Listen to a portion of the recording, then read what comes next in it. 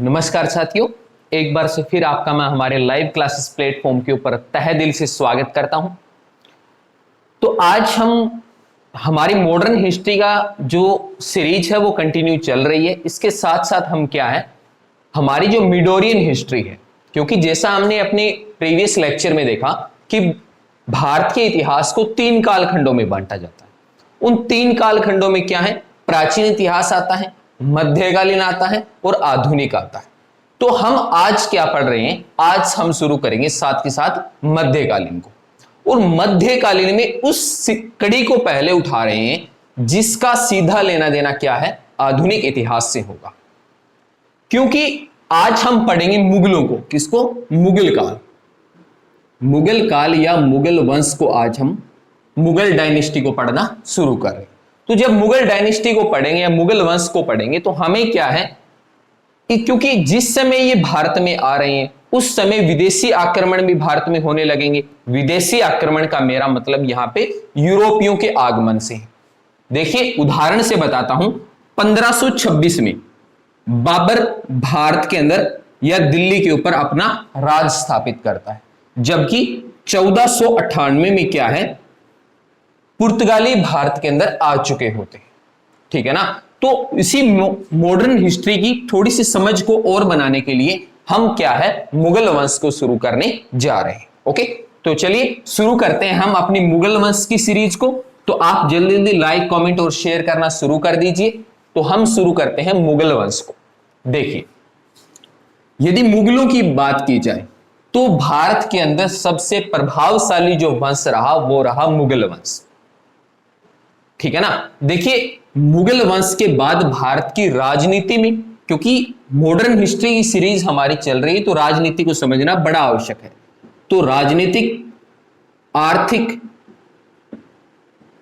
और धार्मिक, क्या धार्मिक अनेक बदलाव आते हैं और इन्हीं बदलावों की वजह से नींव पड़ती है मॉडर्न हिस्ट्री की। ठीक है ना।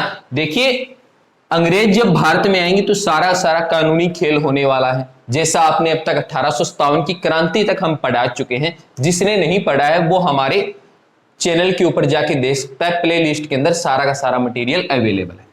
आर्थिक रूप से बात करें तो अनेक आर्थिक शोषण भी हमें देखने को मिलेंगे। हालांकि मुगलों के द्वारा अनेक आर्थिक नीतियां लाई जाएगी, अनेक भूमि से रिलेटेड कर लगाए जाएंगे, परंतु भारत की जीडीपी में ज्यादा प्रभाव नहीं पड़ेगा मुगलों की वजह से।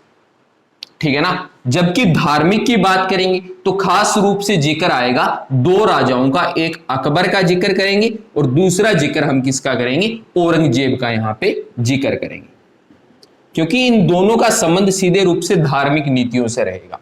एक धार्मिक सहिष्णुता की नीति को अपनाएगा, जबकि दूसरा क्या है, धार्मिक कट्टरपंथी के ऊपर जाएगा या कट्टरपंथी की भावना भारत के अंदर प्रबल करने का काम करेगा। और आगे जाके अंग्रेज जो है, अंग्रेज इसी चीज का फायदा उठाएंगे और फायदा उठाने के कारण क्या होगा, हम क्या देखेंगे, बंगाल का विभाजन देखेंगे। और बंगाल विभाजन के अलावा हम क्या देखेंगे, मुस्लिम लीग जो है, कौन सा, मुस्लिम लीग जो है, इसकी स्थापना भी भारत के अंदर देखने को हमें मिलेगी। तो चलिए शुरू करते हैं मुगल वंश को, कि मुगल वंश की भारत में नींव कैसे पड़ती है, किस तरह से इसकी शुरुआत होती है। हम शुरू से लेकर इसको चलेंगे, क्योंकि स्टेट पीएससी का एक भी क्वेश्चन हमें यहां से नहीं छोड़ना है। ठीक है ना। इसीलिए हमारा जो लेक्चर है ये थोड़ा सा विस्तार वाला रहेगा। बाबर की आरंभिक जिंदगी से जानना शुरू करेंगे और अंत में क्या है, बहादुर शाह जफर द्वितीय पे लाके इसको समाप्त कर देंगे। ठीक है ना। तो चलिए बात करते हैं मुगल वंश की। यदि मुगल वंश के संस्थापक की बात की जाए, किसकी, संस्थापक यानी इसका फाउंडर कौन है, भारत में इसको स्टेब्लिश करने वाला कौन है, तो नाम देखने को मिलेगा क्या, बाबर। क्या नाम देखने को मिलेगा, बाबर नाम देखने को मिलेगा। और पूरा नाम पूछा जाए तो जहीरुद्दीन बाबर। क्या नाम होगा पूरा, जहीरुद्दीन बाबर इनका पूरा नाम रहेगा। देखिए, स्टेट पीएससी के जो एग्जाम होते हैं इनके अंदर इनका पूरा नाम पूछ लेते हैं कई बार, तो पूरा नाम क्या रहेगा, जहीरुद्दीन बाबर रहेगा। जबकि भारत में विख्यात होंगे, किस नाम से विख्यात होंगे, ये बाबर के नाम से विख्यात होंगे। ओके, चलिए अब बात कर लेते हैं इनका जन्म कब होगा। जन्म की बात करें तो डेट देखने को मिलेगी 14 फरवरी की। कब? 14 फरवरी 1483 के अंदर बाबर का क्या होता है? जन्म होता है। इनके पिता का, माता का और एक खास किसी भी राजा के बारे में इतना नहीं पूछा जाता, इनकी दादी के बारे में अक्सर पूछ लिया जाता है, तो उनको भी देखेंगे। तो 14 फरवरी 1483 को इनका जन्म हो रहा है। कहां पे हो रहा है? राज्य का नाम पूछ लेता है, फरगना नाम देखने को मिलता है उस राज्य का। कहां पे होता है? फरगना में होता है। 14 फरवरी 1483 के अंदर जन्म होता है। ओके, देखिए फरगना जो है, फरगना वो क्षेत्र है जहां पे ये राज कर रहे हैं। कौन सा क्षेत्र है? जहां पे ये राज कर रहे हैं, या आरंभिक काल में बाबर ने कहां पे राज किया? तो याद रखना है फरगना पे इन्होंने राज किया। और यदि इसकी फरगना की राजधानी पूछी जाए तो देखने को मिलती है अंधीजान। कौन सी देखने को मिलती है? अंधीजान। क्या देखने को मिल रही है? राजधानी देखने को मिलेगी, और इसी राजधानी के अंदर इनका जन्म होता है। देखिए क्षेत्र की बात करें तो कौन से राज्य में हो रहा है? फरगना में। और फरगना की राजधानी कौन सी है? अंधीजान है। और इसी अंधीजान में इनका मुख्य रूप से जन्म होता है। और इसका एक प्रमुख शहर फरगना का और पूछ लेते हैं, ट्रांसएक्सजेनिया। कौन सा? ट्रांसएक्सजेनिया जो है ये एक अन्य स्थान देखने को मिलता है। ठीक है ना? आपको मुख्य रूप से दो राज्यों के या दो क्षेत्रों के नाम याद रखने हैं। एक फरगना का नाम याद रखना है, और दूसरा किसका याद रखना है? अंधीजान का नाम याद रखना है, जहां पे बाबर का मुख्य रूप से क्या हो रहा है? जन्म हो रहा है। अब पूछ लेता है इनके पिता के बारे में कि इनके पिता का नाम क्या था। इनके पिता की बात करें तो इनके पिता है मिर्जा शेख। क्या है? मिर्जा उमर शेख। मिर्जा उमर शेख क्या नाम देखने को मिलता है? इनके पिता का नाम देखने को मिलता है। ओके, और इनकी माता का एक चीज और यहां से पूछ लेता है कि इनके पिता जो मिर्जा उमर शेख है, ये किसके वंशज थे? तो याद रखना है ये किसके हैं? तैमूर के वंश। किसके हैं? तैमूर के वंशज हैं। और तैमूर की तरफ से कौन से वंशज हैं? 5वें वंशज कौन है? मिर्जा उमर शेख। इनके पिता का नाम देखने को मिलता है, जो किस वंश से हैं? तैमूर वंश से हैं। इनकी माता के नाम की बात करें तो इनकी माता भी एक योद्धा परिवार से देखने को मिलेगी, निगार खान। कौन है? निगार खान। ये क्या है? इनकी माता का नाम है। और ये क्या है? चंगेज की, किसकी? चंगेज की 14वीं वंशज। कौन सी वंशज है?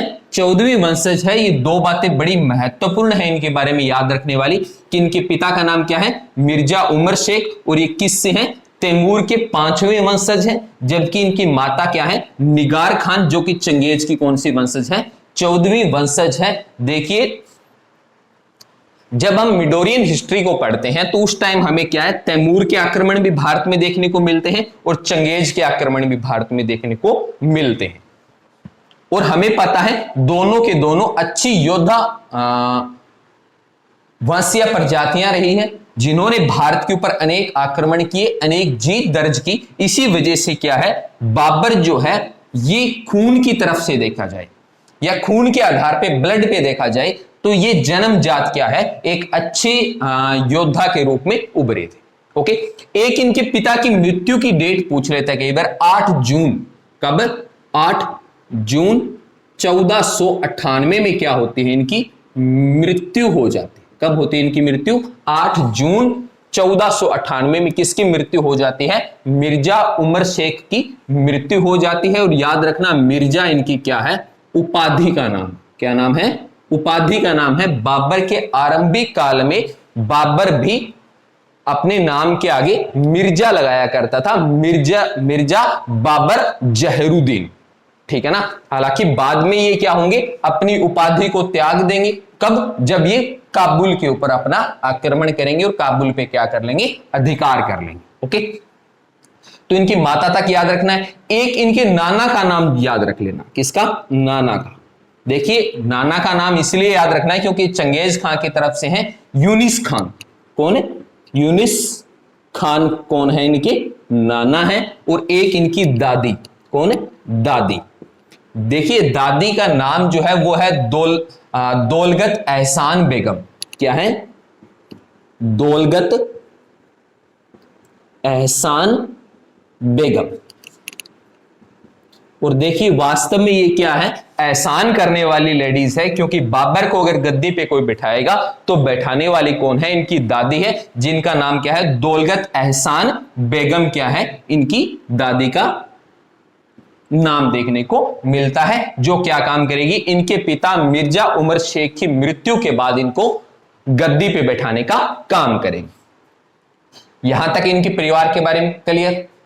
याद रखना है, बाबर का जन्म 14 फरवरी 1483 को होगा। कहां पे? फरगना की राजधानी अंदीजान के अंदर होगा। पिता उमर शेख होंगे, माता क्या होगी? निगार खां होगी। नाना कौन होंगे? यूनिस खां। दादी कौन होगी? दौलत एहसान बेगम इनकी क्या होगी? इनकी दादी का नाम देखने को मिलेगा। अब बात कर लेते हैं फरगना के आसपास का क्षेत्र। किसका? फरगना के आसपास का क्षेत्र। देखिए फरगना के आसपास के क्षेत्र की बात की जाए तो एक समरकंद और दूसरा ताशकंद। कौन सा? समरकंद और दूसरा ताशकंद। दो क्षेत्रों के नाम आपको याद रखने हैं। एक तरफ लगता है समरकंद और दूसरी तरफ कौन लगता है? ताशकंद क्षेत्र लगता है। और समरकंद में कौन है? अहमद मिर्जा। कौन है? अहमद मिर्जा, जो कि इनका क्या है? चचेरा भाई। कौन है इनका? चचेरा भाई है, जो कहां राज कर रहा है? समरकंद पे कर रहा है। और दूसरी तरफ देखा जाए तो महमूद खां। कौन है? महमूद खां। और ये इनका क्या है? रिलेशन में इनकी क्या लगता है? साला लगता है। दो क्षेत्रों को आपको जरूर याद रखना है, एक समरकंद को और दूसरा ताशकंद को।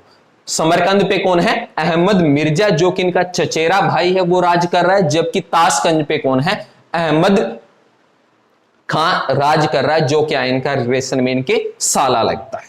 ओके, देखिए समरकंद की बात करें तो बाबर का जीवन मुख्य रूप से समरकंद वाले क्षेत्र के ऊपर बड़ा निर्भर करेगा, क्योंकि बाबर अनेक आक्रमण समरकंद पे करेगा और अपना प्रारंभिक जीवन जो है वो समरकंद के आक्रमण के ऊपर लगा देगा। ओके, चलिए यहां तक की कहानी क्लियर। चलिए होता क्या है? 8 जून 1498 में जब मृत्यु हो जाती है किसकी? मिर्जा उमर शेख की, तो उसके बाद क्या है? इनका जो चचेरा भाई अहमद मिर्जा है।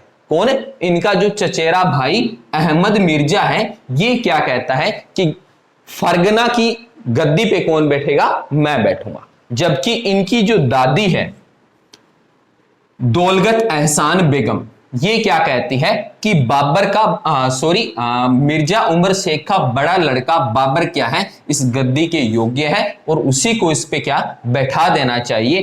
तो बहुत छोटी आयु में, बहुत अल्प आयु में अल्प आयु में क्या काम करती है? इनकी दादी जो दौलत एहसान बेगम है, वो इनको गद्दी के ऊपर बैठा देती है। ओके, चलिए जैसे ये गद्दी पे बैठता है उसके बाद क्या होता है? जो फरगना का क्षेत्र है इस पे आक्रमण होना शुरू हो जाता है। क्या होना शुरू हो जाता है? आक्रमण होना आरंभ हो जाता है। और आक्रमण करते कौन है? समरकंद और ताशकंद के दोनों राजा मिलकर। कौन? अहमद मिर्जा और मोहम्मद खां, जो कि इनका साला है, दोनों क्या करने स्टार्ट कर देते हैं? बाबर का जो फरगना क्षेत्र है इसके ऊपर आक्रमण करना शुरू कर देते हैं। हालांकि ये आक्रमण काफी हद तक क्या रहते हैं? बेअसर रहते हैं। बाबर इनका भली भांति से इनका विरोध करता है और बाबर अपने क्षेत्र को बचाने में कामयाब हो जाता है। तो ये प्रारंभिक जीवन की कहानी रही, जब तक बाबर क्या है? गद्दी पे नहीं बैठेगा। अब गद्दी पे बैठने के बाद जो बड़ा क्वेश्चन मार्क आएगा बाबर की जिंदगी का, वो आएगा समरकंद। देखिए भारतीय इतिहासकार और जो विदेशी इतिहासकार है वो इस बात पे बहुत ज्यादा सहमत होते हैं कि समरकंद ऐसा क्षेत्र रहा था जिसको जीतने की बाबर की दिल से इच्छा थी। और बाबर नामा के अंदर बाबर खुद इस चीज का वर्णन करता है कि मेरी दिल से इच्छा थी कि मैं क्या है? समरकंद क्षेत्र को जीतूं। कारण क्या था? कारण भी देख लेते हैं थोड़ा सा। कारण क्या रहता है कि बाबर एक प्राकृतिक प्रेमी है, मतलब प्रकृति से उसको बड़ा लगाव है। और समरकंद का जो क्षेत्र है, समरकंद का क्षेत्र एक प्राकृतिक हरियाली वाला क्षेत्र है, जिसमें बहुत खूबसूरत खूबसूरत बाग बगीचे, पेड़ पौधे, फूल पत्तियां देखने को मिलती है। तो इसी वजह से बाबर का प्रारंभिक फेज से क्या है, ध्यान जो मुख्य रूप पे रहा वो समरकंद पे रहा, और यही कारण है कि समरकंद पे क्या करेगा, अनेक आक्रमण करेगा। हालांकि नतीजा सिर्फ एक ही रहेगा कि बाबर हार जाएगा। स्क्रीनशॉट लेना है कोई साथी ले सकता है। चलिए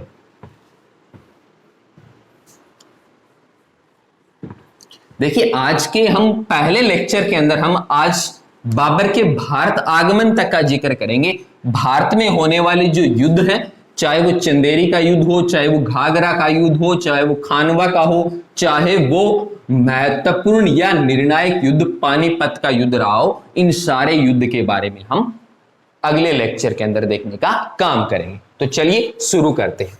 सबसे पहले कब आक्रमण होता है, 1496 में। कब आक्रमण होता है, 1496 में आक्रमण होता है। किसके द्वारा, बाबर के द्वारा। किस पे, समरकंद पे। किस पे आक्रमण होता है, समरकंद पे होता है। और बाबर क्या है, हार जाता है। बाबर क्या हो जाता है, यहां पे हार जाता है। ओके, दूसरी बार क्या होता है, सेकंड टाइम 1497 में। अगले ही साल क्या काम करता है, बाबर सेकंड आक्रमण करता है। इस आक्रमण में क्या होता है, जो यहां का राजा अली मिर्जा है, कौन है, अली मिर्जा। अली मिर्जा क्या काम करता है, अली मिर्जा भाग जाता है। क्या करता है, भाग जाता है, और भागकर अपने दोस्त, इसका एक दोस्त देखने को मिलता है जिसका इतिहास में आगे जिक्र हम और करेंगे, जिसका नाम है उज्बेक नेता। कौन है, उज्बेक नेता शेबानी खान। कौन देखने को मिलता है, उज्बेक नेता शेबानी खान। इस शेबानी खान के पास भाग जाता है, और यहां पे बाबर क्या है, बाबर जीत जाता है। बाबर क्या है, जीत जाता है।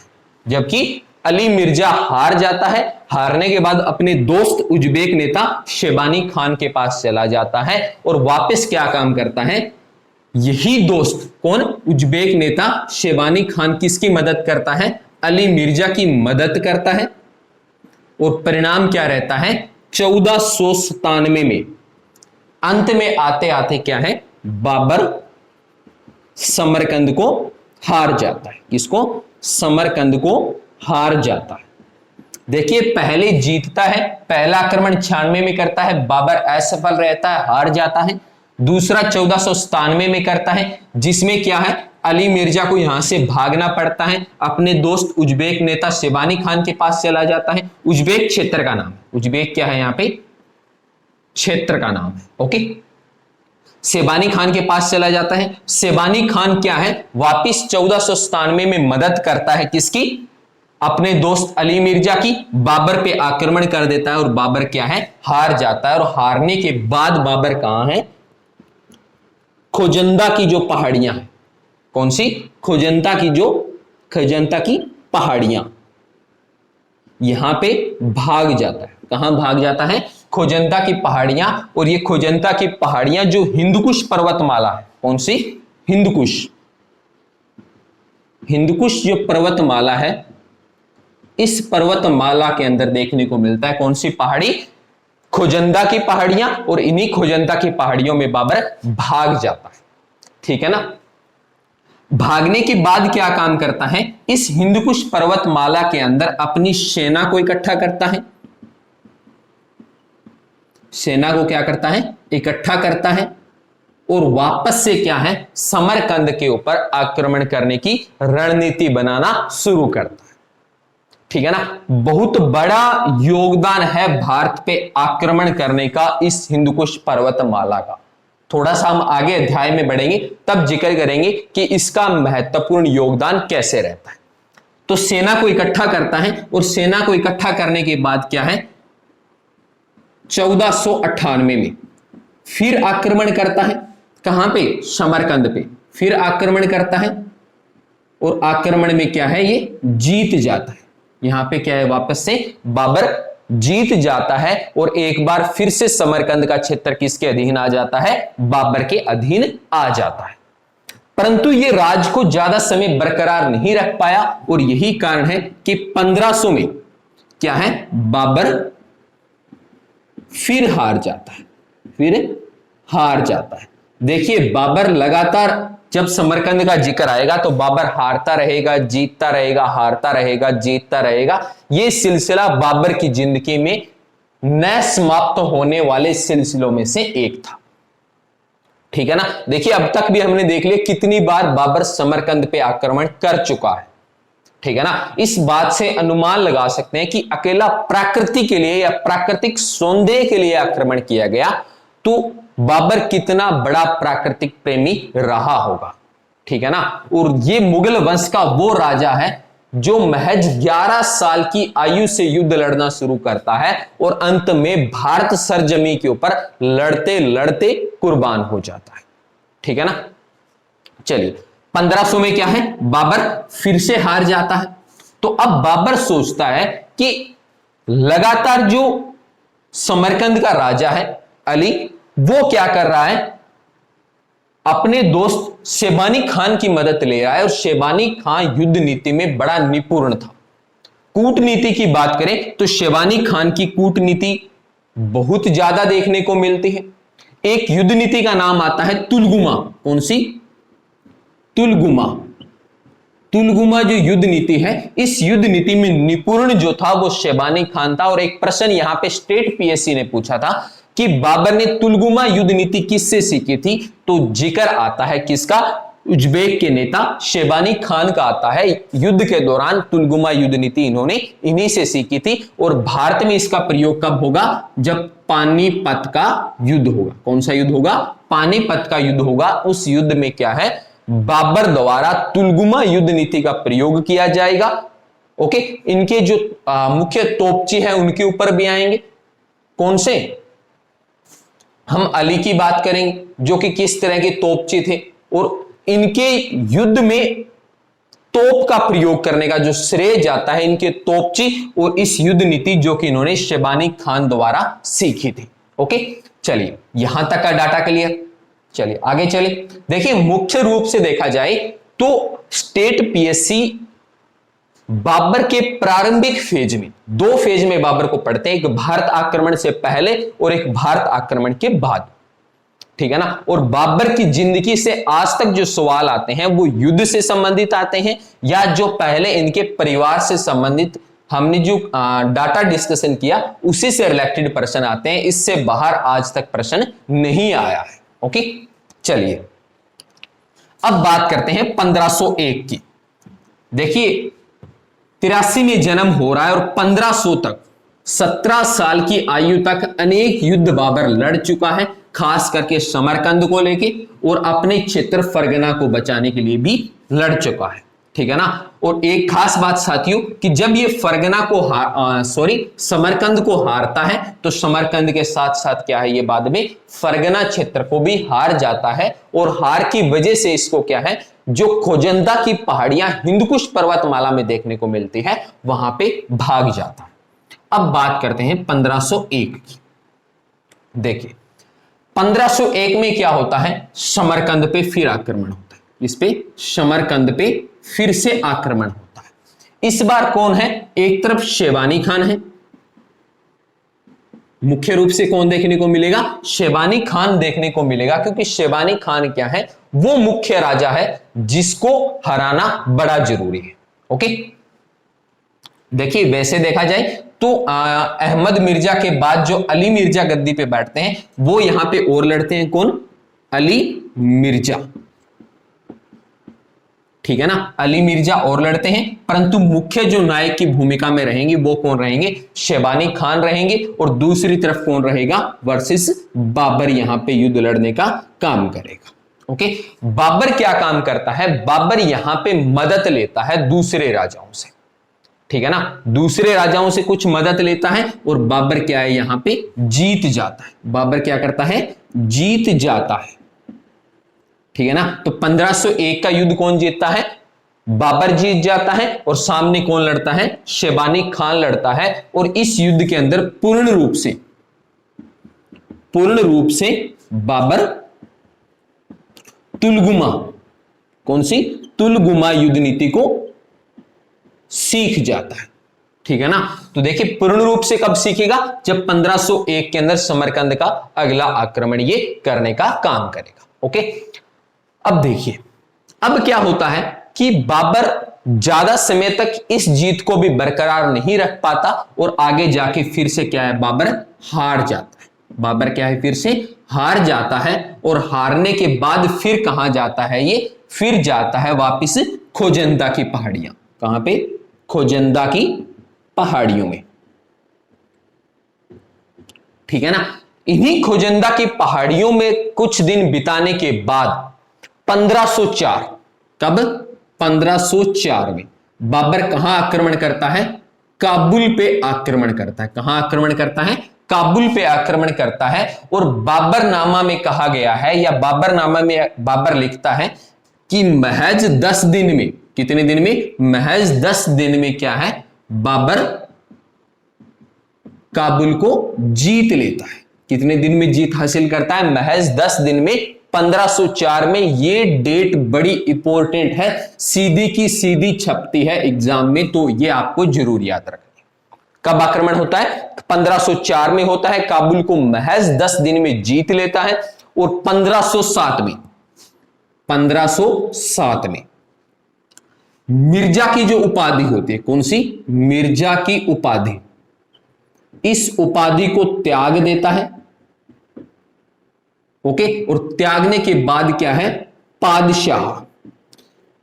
पादशाह की उपाधि धारण करता है। देखिए साथियों, स्टार्टिंग अगर हम आगे अकबर को और इनको पढ़ते हैं तो हम बादशाह नाम का प्रयोग करते हैं, जबकि शुद्ध रूप से देखा जाए और बाबर के प्रारंभिक फेज में देखा जाए, या बात करूं मैं बाबरनामा की बात करूं, तो उसमें इसका क्या उपाधि देखने को मिलती है? पादशाह मिलती है। और पादशाह का ही रूपांतरित रूप कौन सा है? बादशाह। कौन सा है? बादशाह। किसका रूपांतरित रूप है? तो पादशाह का है, और पादशाह की उपाधि ये धारण कर लेता है। ओके, अब देखिए थोड़ा सा वापस चलते हैं हम काबुल की तरफ। देखिए काबुल की जनता जो है बाबर को एक उपाधि देती है। कौन सी उपाधि? मस्त कलंदर की। कौन सी? मस्त कलंदर।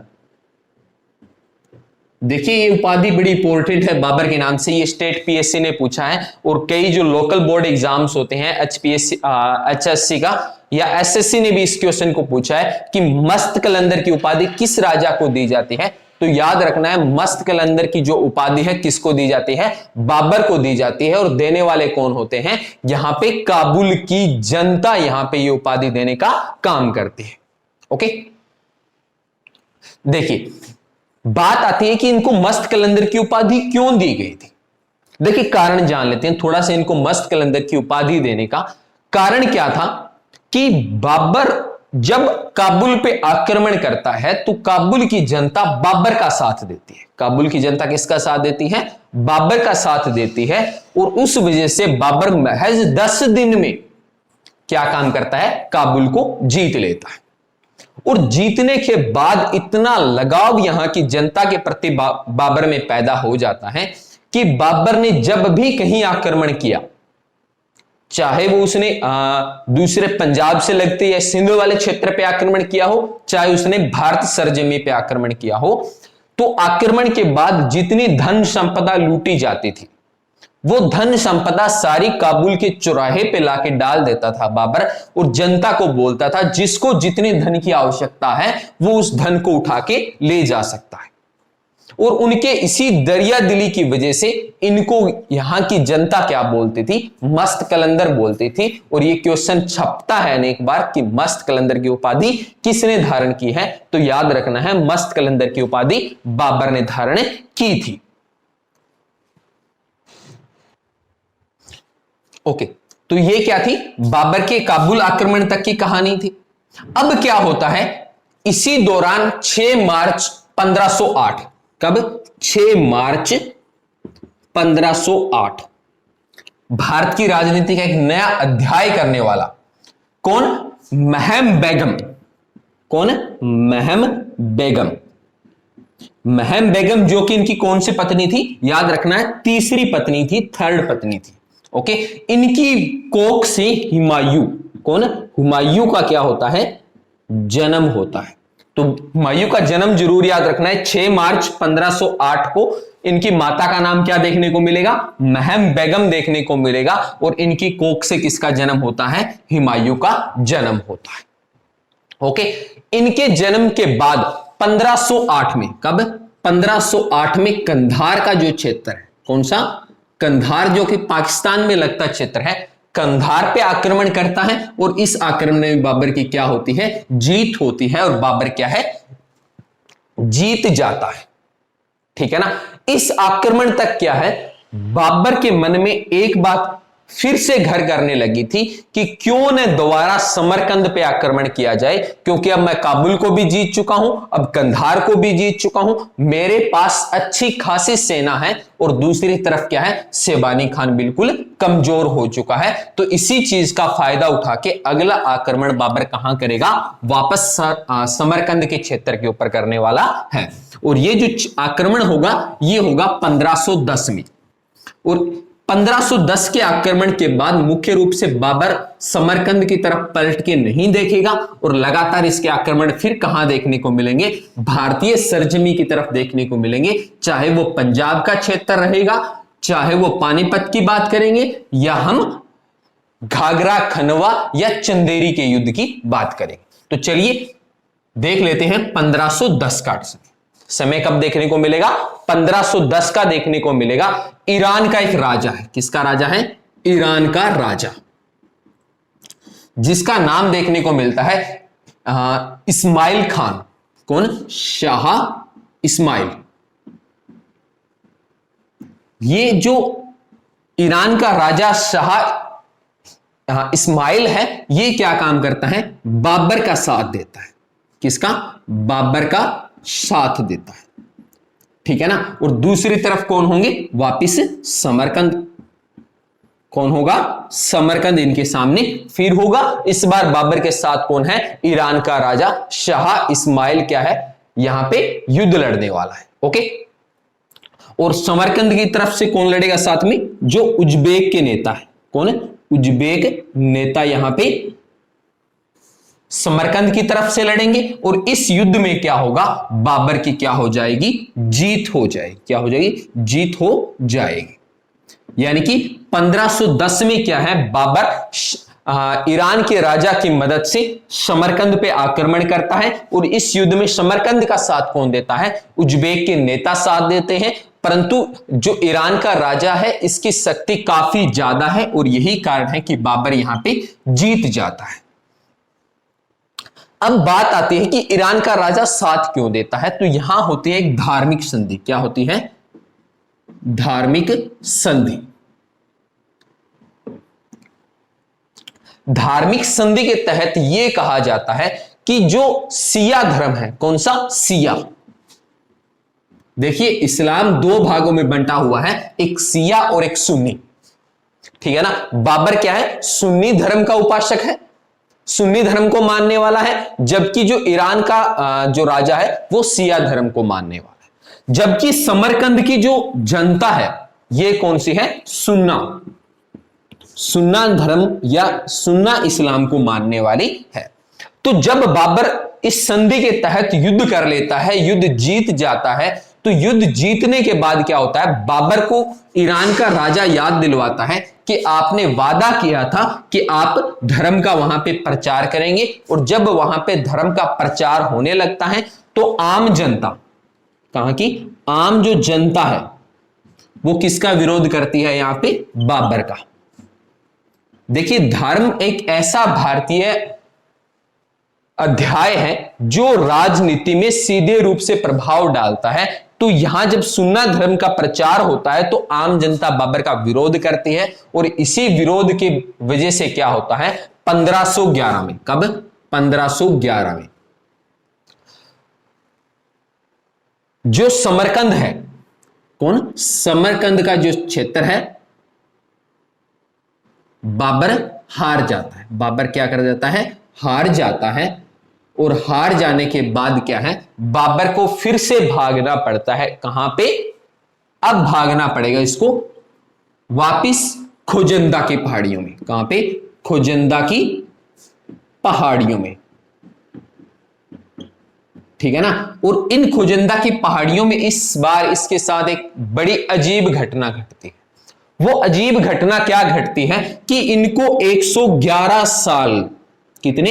111 साल की एक वृद्ध महिला मिलती है, वृद्ध महिला मिलती है, ठीक है ना। एक विधवा वृद्ध महिला होती है जिसकी उम्र बाबर अपने बाबरनामा में 111 साल बताता है और कहता है इस वृद्ध औरत ने मेरे को भारत पे आक्रमण करने के लिए, कहां पे? भारत पर आक्रमण करने के लिए उकसाया।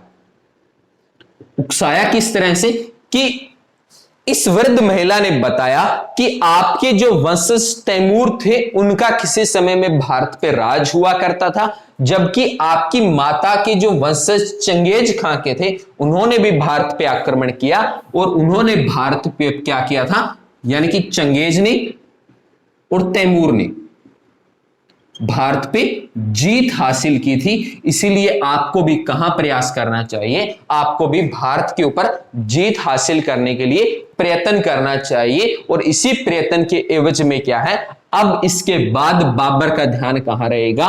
बाबर का ध्यान जो है भारत की तरफ हो जाएगा और इसके बाद हम क्या है, भारतीय सरजमी के ऊपर आक्रमण हमें देखने को मिलेंगे, जहां पे हम तुलगुमा युद्ध नीति के बारे में विस्तार से चर्चा करने का काम करेंगे और देखेंगे पानीपत का युद्ध किस तरह से रहा और पानीपत की डेट युद्ध से जो महत्वपूर्ण क्वेश्चन बन के आते हैं उनको भी देखेंगे और देखेंगे इस बार स्टेट पीएससी यहां से किस तरह का प्रश्न पूछने वाली है। तो साथियों, सहयोग बनाए रखिए, लाइक कमेंट शेयर करते रहिए और भयानक महामारी बाहर चल रही है, अपने घर में रहिए, अपने परिवार को सुरक्षित रखिए, ठीक है ना। इसके अलावा यदि किसी भी विद्यार्थी की, किसी भी मेरे भाई बहन की कोई घर में छोटा है या कोई पड़ोसी है जो बायोलॉजी पढ़ना चाहता है, क्या पढ़ना चाहता है? बायोलॉजी पढ़ना चाहता है, वो हमारे सिहाग क्लासेस प्लेटफॉर्म पे जुड़ सकता है यूट्यूब पे। इसके ऊपर लगातार बायोलॉजी की जो सीरीज है वो चल रही है और खास रूप से बोर्ड क्लासेस को मद्देनजर रखते हुए टेस्ट सीरीज बनाई गई है। तो लाइक कमेंट शेयर करना न भूलिए। अगले लेक्चर में आपसे फिर मिलते हैं, तब तक के लिए मैं आपसे अलविदा चाहूंगा। जय हिंद, जय भारत।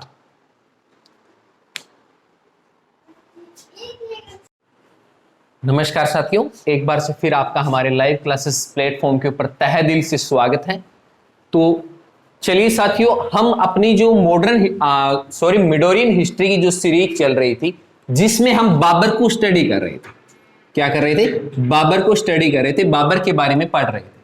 मैंने आपको लास्ट लेक्चर में बताया था कि बाबर को हम 2 अध्याय में पढ़ेंगे। एक तब पढ़ेंगे जब हम क्या है, समरकंद का क्षेत्र पढ़ेंगे, ओके, या ताशकंद का क्षेत्र पढ़ेंगे। तब हमने बाबर का जिक्र किया था, ओके, जिसके अंदर हमने उज्बेक नेता शिबानी खान का जिक्र किया था, इसके साले का जिक्र किया था, इनके पिता उमर शेख का हमने जिक्र किया था, ओके, इनकी दादी एहसान बेगम का हमने जिक्र किया था। जबकि इनका दूसरा चरण होता है भारत। क्या होता है? भारत, ओके। आज हम क्या है, भारत के अंदर बाबर के विजय अभियान को देखेंगे। इससे पहले जब हमने पहला अध्याय पढ़ा तब हमने क्या है, काबुल को देखा। काबुल के अंदर हम इनके मस्त कलंदर की उपाधि को हमने देखा था। कंधार का क्षेत्र देखा था कि कंधार में इन्होंने किस तरह से जीत हासिल की थी, ठीक है ना। और काबुल में महज 10 दिन में किस तरह से इन्होंने जीत को हासिल किया था। साथ में हमने यहां पे हिंदकुश पर्वतमाला में, किसमें? हिंदकुश जो पर्वतमाला है इसके अंदर जो खोजंदा की पहाड़ियां हैं, कौन सी?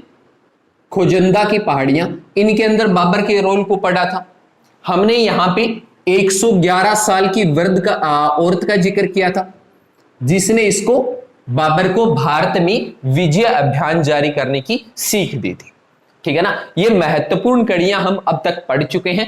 आज हम पढ़ेंगे बाबर के भारत अभियान को, कि भारत की तरफ इनका पहला आक्रमण कब होता है और किस तरह से रहता है। तो जैसा हमने देखा कि जब समरकंद के युद्ध को बाबर हार जाता है, उसके बाद बाबर का पूर्ण जो ध्यान रहता है वो रहता है भारत की तरफ, क्योंकि हिंदकुश पर्वतमाला में उसको एक वृद्ध औरत मिलती है जिसकी आयु बाबरनामा के अंदर 111 साल बताई गई है, जो कहती है कि आप तैमूर के वंशज भी हैं, आप चंगेज खां के वंशज भी है अपनी माता की तरफ से, तो आप भारत पे आक्रमण करिए, आपके पूर्वजों ने यहां पे पहले आक्रमण किए हैं। तो इसी एवज में भारत के ऊपर आक्रमण करने निकल पड़ता है बाबर।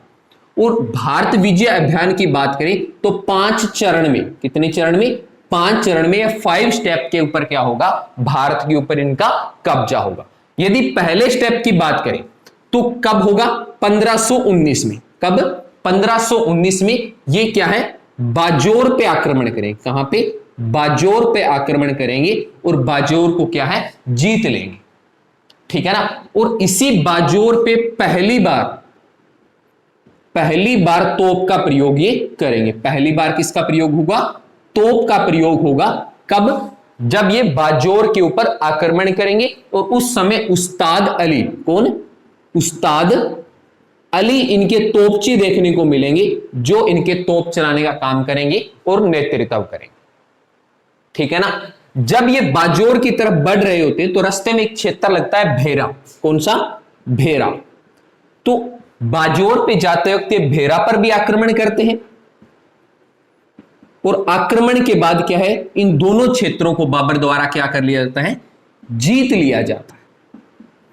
बाबर ने क्या काम किया, 1519 में बाजोर और भेरा के दोनों क्षेत्र को जीत लिया और जो हिंदू बेग, कौन है, हिंदू बैग, एक शख्स का नाम है, जिनको ये राजपाट देकर, क्या देके, राजपाट देकर वापस कहां चले जाएंगे, काबुल चले जाएंगे और काबुल के ऊपर अपना राज लगातार जारी रखेंगे। देखिए, जैसा हमने पहले एक बात की कि काबुल से विशेष लगाव है बाबर का, तो बाबर क्या काम करेगा, बाजोर और भेरा को जीतेगा 1519 में, और जीतने के बाद क्या है, हिंदू बेग को वहां पे छोड़ देगा अपने नेतृत्व में, ताकि ये यहां के राजपाट को बाबर के अनुरूप चला सके और खुद राज करने कहां चला जाएगा, काबुल चला जाएगा।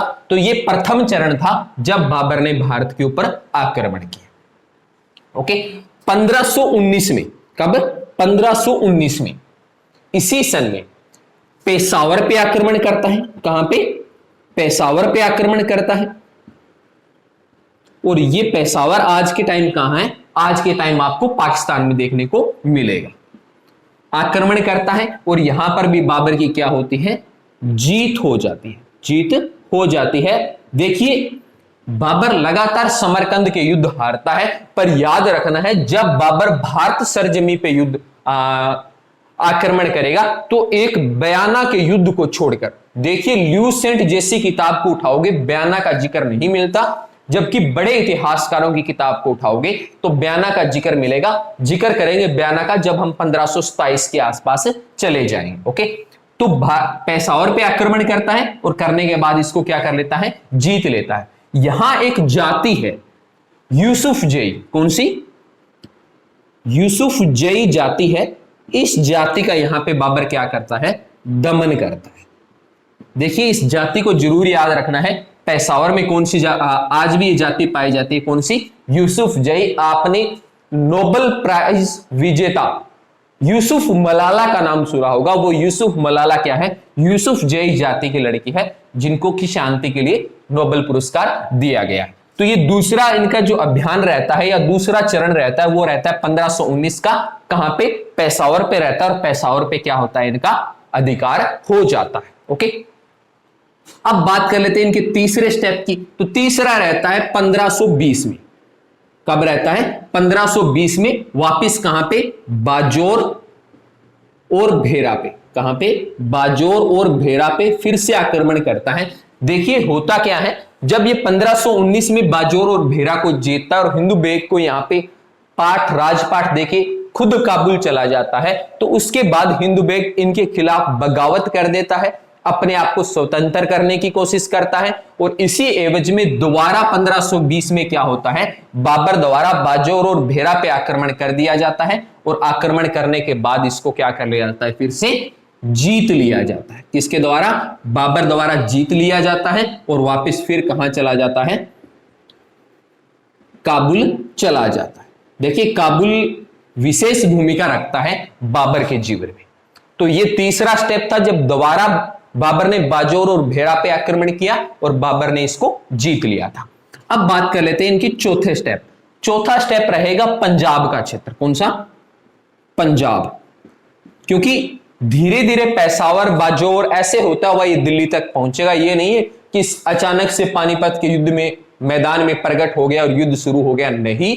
उससे पहले जो सिंध क्षेत्र है इसको जीतना पड़ेगा। इसी एवज में इसने काबुल को पहले जीत लिया था, उसके बाद इसने बाजोर भेड़ा को जीता, फिर पेशावर को जीता और अब जिक्र किसका आता है?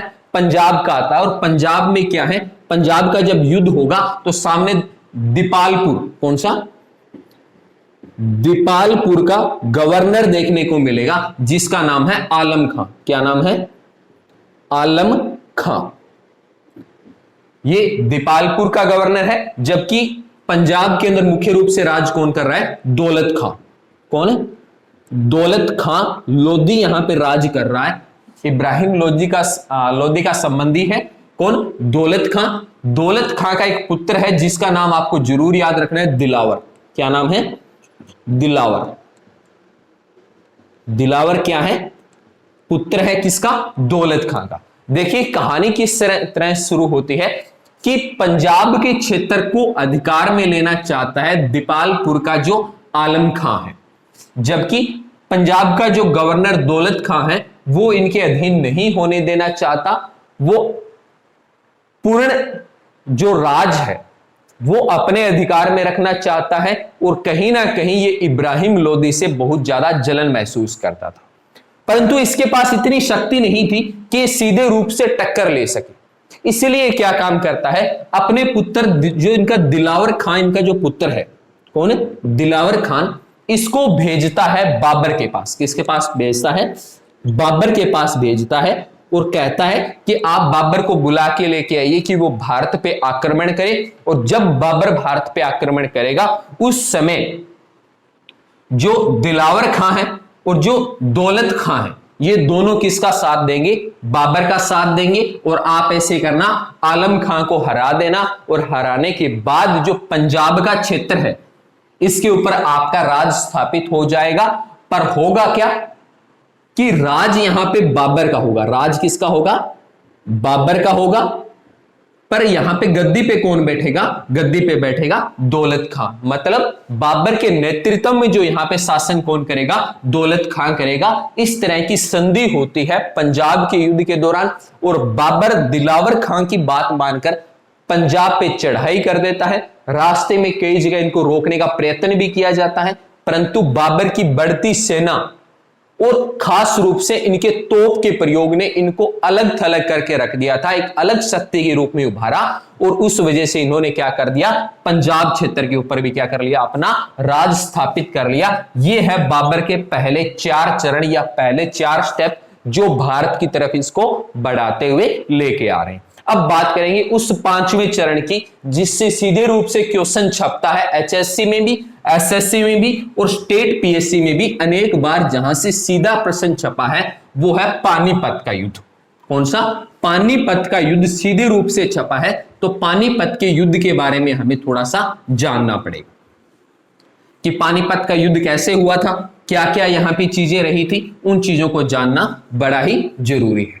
ओके, चलिए बात कर लेते हैं पानीपत के युद्ध की कि पानीपत का युद्ध तो होता क्या है। आगे होता है पानीपत का युद्ध। यानी हमने क्या है 4 चरण अब तक पढ़ लिए हैं जिनके अंदर बाबर ने क्या है पानीपत के क्षेत्र के बिल्कुल नजदीक आ गया। जब 1524 के अंदर इन्होंने जब अंतिम पंजाब पे आक्रमण किया तो ये बिल्कुल किसके नजदीक आ गए? पानीपत के नजदीक आ गए। और यहां पे बाबर के मन में एक नई इच्छा पैदा हो गई कि अब मैं क्या करूंगा? अब मैं पूर्ण दिल्ली के ऊपर राज करूंगा जहां हमारे पूर्वजों ने किसी वक्त राज किया था। तो चलिए अब बात करते हैं इनके 5वें चरण की कि 5वां चरण किस तरह से इनका शुरू होता है। 5वां चरण रहेगा इनका पानीपत। कौन सा रहेगा? पानीपत रहेगा जो कि हरियाणा के अंदर लगता है। अनेक ऐतिहासिक और निर्णायक जो लड़ाइयां हैं वो पानीपत में देखने को मिलती है। ओके, डेट जरूर याद रखनी है, 12 अप्रैल। कब? 12 अप्रैल 1526। डेट कौन सी है? 12 अप्रैल 1526 को क्या होता है, दोनों सेनाएं आमने सामने आ जाती है। मतलब एक तरफ बाबर आ जाएगा और दूसरी तरफ कौन आ जाएगा? इब्राहिम। कौन आ जाएगा? इब्राहिम लोदी आ जाएगा। दोनों आमने सामने आ गए, एक तरफ बाबर आ गया और एक तरफ कौन आ गया? इब्राहिम लोदी आ गया।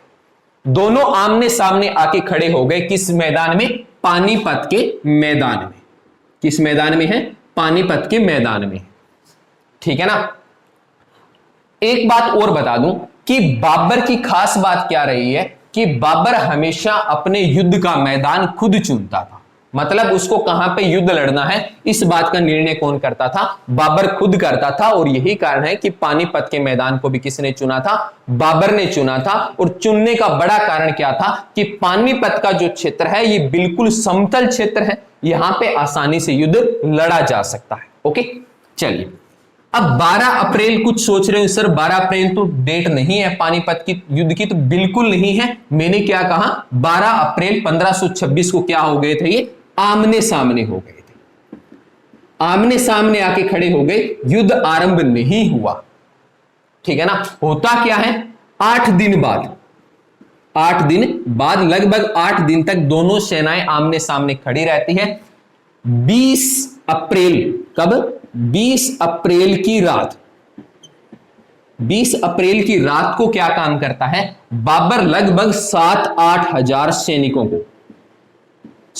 को किसकी तरफ भेजता है? दिल्ली की तरफ भेजता है, क्योंकि बाबर यह चाहता था कि इब्राहिम लोदी उस पर पहले आक्रमण करे, न कि बाबर उसके ऊपर आक्रमण करे। ठीक है ना। और इब्राहिम लोदी को उकसाने के लिए इसने क्या काम किया? 20 अप्रैल की रात को 7-8 हजार सैनिकों को इसने कहां भेज दिया? दिल्ली की तरफ रवाना कर दिया। और इस बात का डर अब इब्राहिम लोदी को सताने लगा था कि ऐसा न हो कि बाबर तेरे को चकमा देता हुआ सीधा दिल्ली पे जाके लूटपाट शुरू कर दे और दिल्ली के ऊपर अपना अधिकार स्थापित कर ले। इसी बात से बौखलाया इब्राहिम लोदी, बाबरनामा में लिखा है बाबर ने कि 21 अप्रैल, कब? 21 अप्रैल का दिन था जब सूर्य उदय हो रहा था। कब? 21 अप्रैल 1526, जब सूरज अपनी पहली किरण पे था, उसी वक्त क्या किया? लोदी ने आक्रमण कर दिया। लोदी ने क्या कर दिया? आक्रमण कर दिया। और पानीपत के अंदर क्या हुआ? पहला पानीपत का युद्ध शुरू हो गया। ठीक है। अब देखिए, इस युद्ध की खास बात देख लेते हैं कि यहां पे तोप खाने का प्रयोग हुआ था। किसका? तोप खाने का प्रयोग हुआ था। ठीक है ना। और दूसरी बड़ी खास बात यहां पे क्या याद रखनी है कि बाबर ने जो युद्ध नीति, बाबर ने जो युद्ध नीति, कौन सी? तुलगुमा। कौन सी? तुलगुमा जो युद्ध नीति थी, जो किससे सीखी थी? उज्बेक नेता शेबानी खान से। किससे सीखी थी? शेबानी खान से सीखी थी। इसका क्या किया गया था? प्रयोग किया गया था। ठीक है ना। और नतीजा क्या रहा था? यहां पे बाबर इस युद्ध को जीत गया था। बाबर क्या है? इस युद्ध को जीत गया था। अब थोड़ा सा जिक्र कर लेते हैं कि ये तुलगुमा युद्ध नीति थी क्या और बाबर इसका प्रयोग कैसे करता था। देखिए, इस प्रणाली में क्या होता था कि सबसे पहले एक बड़े गड्ढे का निर्माण किया जाता था। यह बना दिया बड़ा गड्ढा। ठीक है ना। इस गड्ढे को बाबर पत्तियों से या झाड़ियों से, टहनियों से इसको ढक देता था। ढक दिया। इस बात का पता कभी भी दुश्मन को नहीं होता था। यहां पे कौन है? सामने है लोदी। सामने कौन है? लोदी है। और यहां पे इन्होंने क्या कर दिया? पहले ही गड्ढा बना दिया, क्योंकि 20 अप्रैल से पहले बाबर 12 अप्रैल से पहले बाबर इस मैदान में पहुंच गया था और उसने अपनी युद्ध की तैयारियां शुरू कर दी थी। यह बात बाकायदा बाबर अपनी पुस्तक बाबरनामा में लिखता है। गड्ढा बना दिया गया। अब गड्ढे के यहां पे क्या कर दिया गया? इसने तोप लगा दिए। यहां पे क्या लगा दिए? तोप। ये लीजिए, तोप लगा दिए गए। ठीक है ना। इधर वाला साफ कर देते हैं एक बार। तोप लगा दिए, और जो तोप के बीच की ये जो दूरी होती है इसको बोलते हैं दूरा। इसको क्या बोलते हैं? दूरा बोला जाता है। ओके, अब जो इधर वाली साइड का जो तोपची था वो था मुस्तफा। कौन था? मुस्तफा इधर से तोपची या तोप का नेतृत्व करने का काम करता था, और उस तरफ से कौन था? उस्ताद अली। कौन था? उस्ताद अली दूसरी तरफ से तोप का नेतृत्व करता था। ये क्वेश्चन छपा है एग्जाम में कि बाबर के दो प्रमुख तोपची कौन थे? तो मुस्तफा और उस्ताद अली क्या है? मुख्य दो बाबर के क्या है? तोपची है। आगे गड्ढा होगा, यहां पे अपने तोपची और अपने तोप लगा देगा, बीच की जो तोप की जगह रहेगी उसको दुर्रा कहा जाएगा। उसके बाद यहां क्या होगा? यहां संरक्षकों की, या मैं कहूं सैनिकों की कतार होगी, जो बाबर को क्या करेंगे? सुरक्षा प्रदान करने का काम करेंगे। यहां बाबर खुद होगा। यहां कौन होगा? बाबर खुद बैठा होगा, और इस जगह को बोलते हैं गुल। इस जगह का नाम क्या है? गुल होता है। ठीक है ना, और इसीलिए इसका नाम क्या है? तुलगुमा युद्ध नीति इसका नाम दिया गया। फिर यहां पर भी कौन होंगे? सैनिक होंगे, और यहां पर भी कौन होंगे? सैनिक होंगे। इस तरह से बाबर सजावट करता था अपने सैनिकों की। अब क्या है? इधर वाली साइड जरूरत होती थी एक सेनापति की। यहां सेनापति कौन रहता था? यहां रहता था इसका दामाद मेहंदी खवाजा। कौन होता था? मेहंदी खवाजा, जो कि गुलबदन बानो बेगम का क्या है? हस्बैंड है, और बाबर के रिलेशन में क्या लगता है? ये बाबर का दामाद है। ओके, इधर वाली साइड का जो सेनापति था, इधर के सेनापति की बात करें तो इधर सेनापति होता था खुद हुमायूं। हुमायूं क्या होता था? इधर से सेना का नेतृत्व करता था। ठीक है ना, देखिए दोनों तरफ दो मुख्य तोपचे लगा दिए, दोनों तरफ दो क्या लगा दिए? सेनापति लगा दिए। इसके अलावा क्या है? बाबर जहां खड़ता है, यहां जो सेनापति है, यहां जो सेना है उनका नेतृत्व करता था खुसरो। कौन करता था? खुसरो इधर से सेना का नेतृत्व करता था, जबकि इधर वाली साइड मोहम्मद अली जंग, यहां कौन था? मोहम्मद अली जंग। अली जंग क्या करता था? इस सेना का नेतृत्व करने का काम करता था। तो इस तरह से सेना की सजावट की जाती थी बाबर के द्वारा। यह थी बाबर की तुलगुमा युद्ध नीति। अब होता क्या था? सामने लोदी ने किया आक्रमण। अब देखिए उस समय जब युद्ध लड़े जाते थे तो सेना में मुख्य रूप से क्या होते थे? हाथी थे और घोड़े थे। हाथी होते थे और क्या होते थे? सेना में मुख्य रूप से घोड़े हुआ करते थे, जिनके सहायता से युद्ध को लड़ा जाता था। ठीक है ना, तो देखिए ये लेके आ रहे हैं भारतीय तोप को। अब जैसे ही सेना सामने आती थी, इनके दोनों तोपची मुस्तफा और उस्ताद अली यहां से तोप चलाना आरंभ कर देते थे। अब जैसे ही तोप चलता था, भारतीय सैनिकों के लिए एक नई चीज थी। भारतीय सैनिकों ने इससे पहले कभी तोप नहीं देखा था, और न ही यहां पे जो हाथी और घोड़े होते थे उन्होंने कभी तोप की आवाज सुनी थी। तो जैसे ही तोप चलती थी, सेना में भगदड़ मच जाती थी। सैनिक इधर उधर बचने के लिए भागने लगते थे, और जो सैनिक सामने भागते थे वो इस खड्डे में गिरना शुरू हो जाते थे। ठीक है ना, क्योंकि जब पशु डरता है, कोई भी एनिमल हो, तो वो क्या इधर उधर भागने लगता है, सेना में हड़कंप मचा देता है। ठीक है ना, और खास करके हाथी इस काम में माहिर होते हैं, हड़कंप मचाने में। तो उसकी सेना क्या है? सामने बने गड्ढे में गिरना शुरू हो जाती थी। जैसे इधर से तोप चलते थे, एक तुलगुम यहां से हुमायूं लेके आता था, और एक इधर से कौन लेके आता था? मेहंदी खवाजा।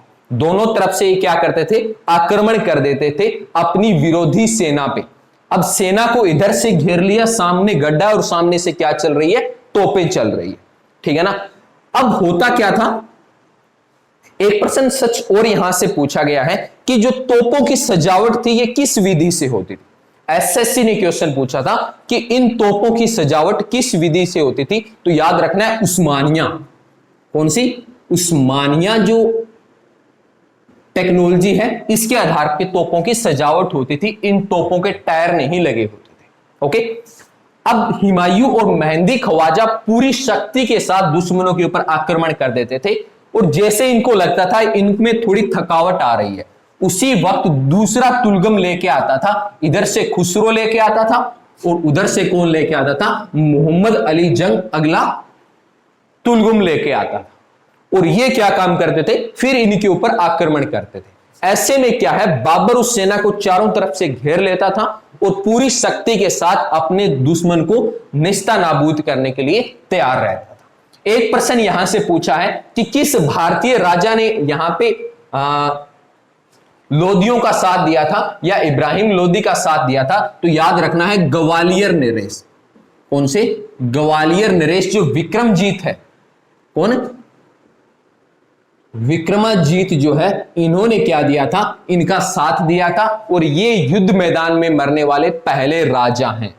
युद्ध के मैदान में मरने वाले क्या हैं, ये पहले राजा हैं। इस तरह से क्या होती थी, तुलगुमा युद्ध नीति के तहत बाबर अपनी सेना की सजावट करता था, और बाबर इस गुल पे बैठा हुआ बिल्कुल सुरक्षित रहता था, क्योंकि इसके आगे और पीछे सैनिकों की बड़ी कतार होती थी, और दोनों तरफ क्या है, दो दो सेनापति और एक एक दोनों तरफ क्या लगे होते थे, तोपचे लगे होते थे, जो मुख्य रूप से इनको सुरक्षा देने का काम करते थे। और अंत में क्या हुआ, एक भयानक युद्ध के बाद बाबर क्या है, पानीपत का युद्ध जीत जाता है, और इसी के साथ दिल्ली के ऊपर जो अधिकार है वो अब किसका स्थापित हो जाएगा, राज स्थापित हो जाएगा, मुगलों का। और इसके बाद जब हम दिल्ली को पढ़ेंगे, दिल्ली काल को पढ़ते हैं, तब हम किसके बारे में पढ़ते हैं, मुगलों के बारे में पढ़ते हैं। चाहे हम बाबर की बात करें, हुमायूं की बात करें, चाहे अकबर की बात करें, चाहे जहांगीर की बात करें, शाहजहां की बात करें, या औरंगजेब या बहादुर शाह जफर द्वितीय की बात करें,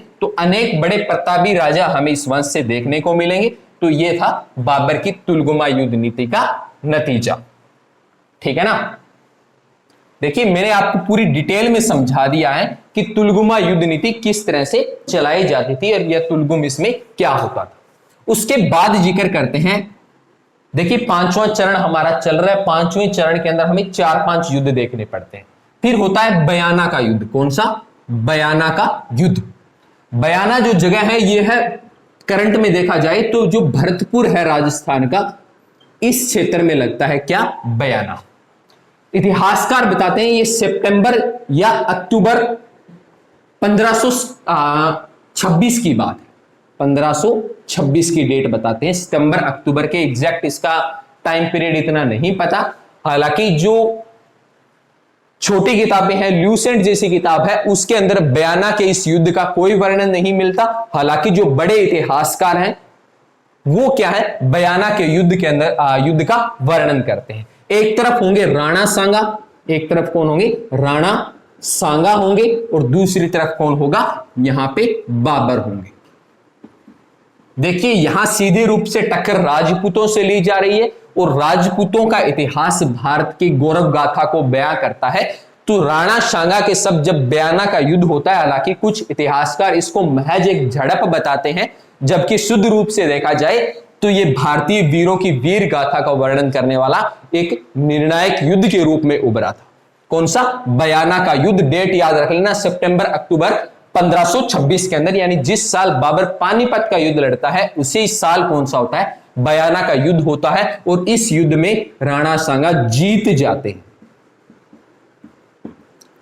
देखिए बड़े दुर्भाग्य की बात है कि इतना बड़ा योद्धा युद्ध लड़ता है और बहुत कम इतिहासकार इसके बारे में जिक्र करते हैं, जबकि वास्तव में युद्ध हुआ था और एक बड़ा ही निर्णायक युद्ध था राणा सांगा और बाबर के बीच में। इस युद्ध में राणा सांगा जीतते हैं और बाबर हार जाता है। बाबर क्या करता है, हार जाता है। देखिए होता क्या है, बाबर यहां पर भी तुलगुमा युद्ध नीति का प्रयोग करना चाहता है, परंतु राणा सांगा एक बड़ा ही चतुर और बलशाली राजा था, तो इसने इसके जाल में न फंसते हुए सीधा कहां आक्रमण किया, इसके गुल वाले क्षेत्र पे आक्रमण किया, और सॉरी दुर्रा वाले क्षेत्र पे आक्रमण किया।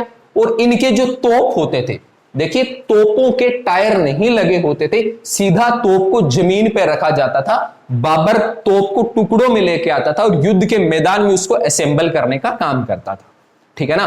तो बताते हैं कि राजपूती शेरों ने क्या काम किया, तोप को अपने बाजुओं में पकड़ा और उसका मुंह है बाबर की तरफ कर दिया और बाबर को मैदान छोड़ के भागने के सिवाय कोई ऑप्शन नजर नहीं आया और ऐसे में क्या है, राणा सांगा की जीत हो गई।